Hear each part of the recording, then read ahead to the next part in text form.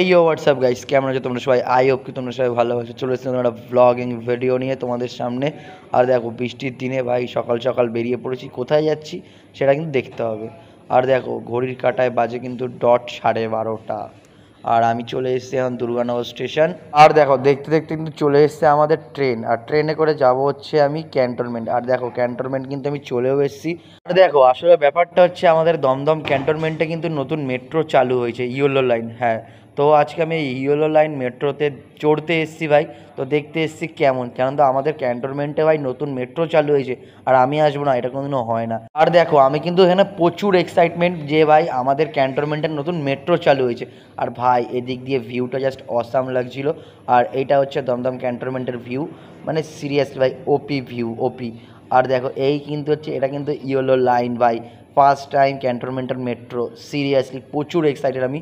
আর দেখো, নিচ দিয়ে কি সুন্দর একটা লোকেশান ভাই, ট্রেনটা যাচ্ছে, অসাধারণ লাগছে। আর দেখো, টিকিট কিন্তু আমি কেটে নিয়েছি। আর আমি যাব পরবর্তী স্টেশন, মানে নোয়াপাড়া। দেখো, আমি কিন্তু একটা স্টেশনই যাব, কারণ তো আমি বেশি দূর যাব না। ও সো ফাইনালি মেট্রো কিন্তু চালু হয়ে গেছে। আর এখন আমি যাব হচ্ছে নোয়াপাড়া, মানে ক্যান্টনমেন্টের পরে কিন্তু নোয়াপাড়া। আর ওটাই কানেক্ট হবে হচ্ছে যশোর রোডে, মানে নোয়াপাড়ার থেকে আবার আসবে যশোর রোডে। তো দেখো, ফাইনালি ট্রেন, মানে আমাদের মেট্রো ছেড়ে দিয়েছে।